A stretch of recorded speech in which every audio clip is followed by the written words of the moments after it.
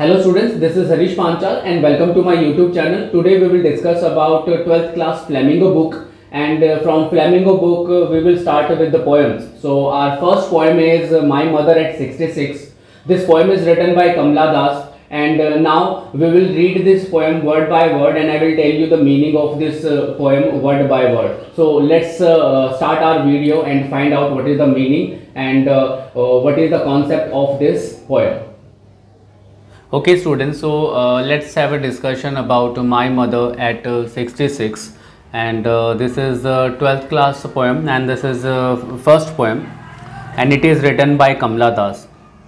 Kamla Das, she also wrote by her pen name of Madhavi Kutty. She was born in Kerala and is one of the India's famous poets. Her subject matter is basically related to her personality, beautiful, sensitive, bold and tormented. External factors do not reflect in her writings. In the poem My Mother at 66, she talks about her mother. This poem is based on mother-daughter relation, and the poet shares her feelings for her mother. So generally this poem is showing the relationship between a mother and a daughter. So आइए चलिए अब इसको हम हिंदी में समझने की कोशिश करते हैं, वर्ड बाय वर्ड समझने की कोशिश करते हैं. सो माई मदर एट 66, तो जो लेखिका है, जो कमला दास है, वो अपनी मदर के बारे में बात करती है और उनकी जो मदर है उनकी एज अभी 66 ईयर्स है. तो उनकी मदर की एज 66 ईयर्स है, तो अब वो बूढ़ी हो चुकी हैं. तो देखते हैं क्या क्या इस पोएम के अंदर है. तो यहाँ से शुरू करते हैं हम.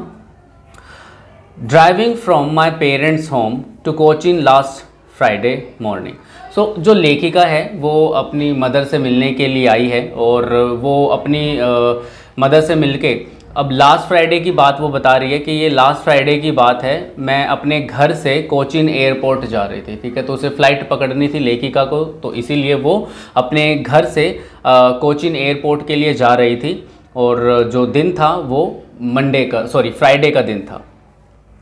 आई सो माई मदर बिसाइड मी. अब लेखिका और उसकी मदर दोनों गाड़ी में बैठे हैं. लेखिका गाड़ी चला रही है और उसकी मदर ड्राइवर के साथ वाली जो सीट होती है उस पर बैठी हुई है. तो लेखिका गाड़ी चलाते हुए अपनी मदर को देखती है. Those open mouthed, her face ation like that of a corpse and realised with pain. अब लेखिका अपनी मदर को देखती है और जब वो अपनी मदर को देखती है तो उसकी मदर डोजिंग कर रही होती है, मतलब उबासी ले रही होती है. ओपन माउथेड, उसकी मदर का मुंह खुला हुआ होता है, मीन्स जब कोई उबासी लेता है तो उसका मुंह खुल जाता है. Her face ation like that of a cops, और उसका जो चेहरा है राख की तरह. एशन का मतलब यहाँ पे राख है, और जो उसकी मदर है उसकी मदर का चेहरा बिल्कुल ऐश की तरह है, मतलब एक राख की तरह बिल्कुल रूखा हो चुका है, जैसे कि एक मृत शरीर का होता है, कॉप्स का होता है.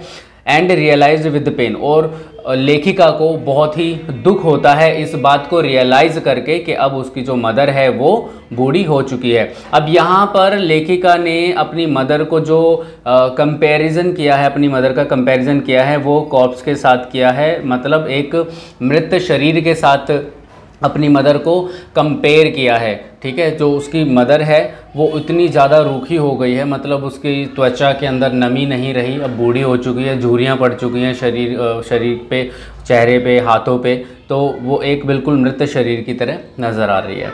तो यहाँ तक हो गया है. उसके बाद अब लेखिका को दुख होता है ये बात देख के कि उसकी मदर जो है बूढ़ी हो चुकी है, उसे रियलाइज़ होती है ये बात. तो वो क्या करती है, ठीक है, that she was as old as she looked but soon put that thought away. अब लेखिका को इस बात का दुख होता है, इस बात से दर्द होता है, पेन होता है कि भाई उसकी मदर जो है अब बूढ़ी हो चुकी है और वो वैसी ही है जैसे बूढ़े लोग दिखाई देते हैं. तो जल्दी ही वो क्या करती है, इस विचार को जो है दूर करने की कोशिश करती है, अपने इस विचार को दूर करने की कोशिश करती है. And looked out at young trees sprinting, और वो क्या देखती है खिड़की से बाहर देखना शुरू करती है। गाड़ी चला रही है तो जब वो देखती है अपनी मदर को तो वो दुखी हो जाती है अपनी मदर की बूढ़ी एज को देखकर, अपनी मदर को देखकर, और वो जल्दी ही इस विचार को दूर करने के लिए वो गाड़ी से बाहर देखती है। और सबसे पहली चीज़ वो देखती है ट्रीज़ स्प्रिंटिंग। स्प्रिंटिंग का मतलब होता है तेज़ गति से भागना, और ट्रीज़ का मतलब यहाँ पर पौधे, छोटे पौधे, बड़े पौधे जो रोड के साइड में होते हैं। तब ये क्वेश्चन भी इम्पोर्टेंट हो सकता है इस पोएम के अंदर कि what is trees sprinting signify. तो जो ये गाड़ी जब आगे चलती है तो जो साइड में पेड़ होते हैं, रोड के साइड में जो पेड़ होते हैं, वो ऐसा लगता है कि जैसे वो बहुत ही तेज़ गति से पीछे की तरफ भाग रहे हों। तो ये चीज़ पहली चीज़ नोटिस करती है लेखिका। दूसरी चीज़ नोटिस करती है the Mary children spelling out of their homes. जो खुश बच्चे हैं अपने घरों से बाहर निकल रहे हैं और वो अपने घरों से बाहर निकलकर खेल रहे हैं। ठीक है, तो ये दो चीज़ें लेखिका नोटिस करती है अपनी गाड़ी से बाहर। पहली चीज़ नोटिस करती है trees sprinting, and second thing जो नोटिस करती है वो है Mary children spelling out of their homes. मतलब मैरी का मतलब होता है खुश। जो बच्चे होते हैं, छोटे छोटे जो बच्चे होते हैं, वो बड़े खुश होते हैं जब वो खेलते हैं और वो अपने घरों से बाहर निकल कर आ रहे हैं और वो खेल रहे हैं। तो इस तरीके से जो लेखिका है अपने दुख को कम करती है, अपने विचारों को कन्वर्ट करती है एक हैप्पी मोमेंट के अंदर।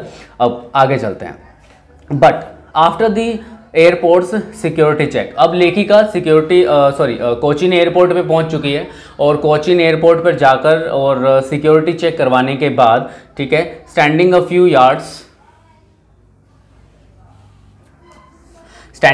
यार्ड्स अवे, अब वो लेखिका जो है अपनी मदर से कुछ दूरी पर खड़ी हुई है।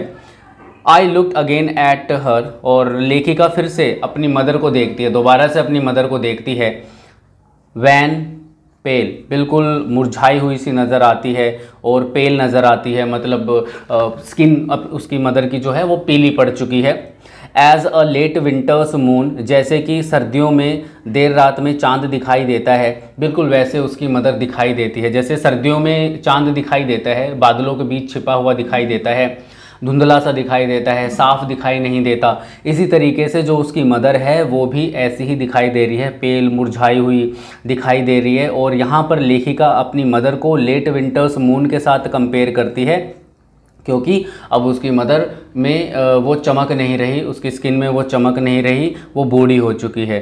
ठीक है, and felt that old familiar एक, और फिर अपनी मदर को खोने का जो दुख है उसे वो याद आता है ओल्ड फैमिलियर एक। मतलब ओल्ड फैमिलियर एक का मतलब यहाँ पर ये है कि जब लेखिका छोटी बच्ची थी और उसकी मदर उससे दूर हो जाती थी तो वो लेखिका रोने लग जाती थी। ठीक है, उसे डर लगता था अपनी मदर के बिना, लेकिन बाद में जब उसकी मदर उसके पास आ जाती थी तो वो ठीक भी हो जाती थी। लेकिन यहाँ पर at this moment of time her mother's age is 66, उसकी मदर जो है वो 66 साल की है। और अब अगर उसकी मदर उससे दूर होगी, मीन्स अगर उसकी मदर जो है उसकी डेथ हो जाती है तो वो वापस कभी नहीं आएगी। माई चाइल्डहुड्स फियर, ठीक है, तो यहाँ पर वो अपने बचपन के जो डर है उसके बारे में बात करती थी।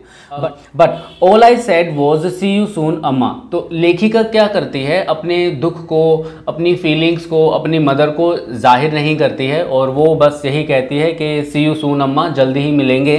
And all I did was smile and smile and smile, और बस मैं सिर्फ मुस्कुराती हूँ, मुस्कुराती हूँ और मुस्कुराती हूँ। तो यहाँ पर इस हैप्पी नोट के साथ ये पोम जो है वो फिनिश होती है। जनरली अब यहाँ पर इस कविता के अंदर जो कमला दास है वो दो चीज़ों के साथ कंपेयर करती है अपनी मदर को। पहले कंपेयर करती है कॉप्स के साथ, मीन्स एक मृत शरीर के साथ, और दूसरे बार जब कंपेयर करती है तो वो कंपेयर करती है लेट विंटर्स मून के साथ। ठीक है, तो दो चीज़ों के साथ लेखिका अपनी मदर को यहाँ पर कंपेयर कर रही है। और ये जो पोएम है ये मदर और डॉटर के रिलेशनशिप के बारे में है कि कैसे एक बेटी अपनी मदर को चाहती है और वो कैसे उदास है और इस बात से दुखी है कि अब उसकी मदर जो है बूढ़ी हो चुकी है और शायद अगर कुछ गलत उसकी मदर के साथ होता है तो वो फिर अपनी मदर को दोबारा से नहीं देख पाएगी। सो आई होप सो ये पोएम आप लोगों को अच्छे तरीके से समझ में आ गई होगी, और अगर फिर भी कोई प्रॉब्लम है तो आप मुझे कमेंट सेक्शन में कमेंट करके बता सकते हैं। So thank you so much for watching and have a nice day to all of you. Okay, students, I hope so you understood this poem properly, and if there is still any kind of problem, then you can comment me in the comment section and I am going to reply all of your comments.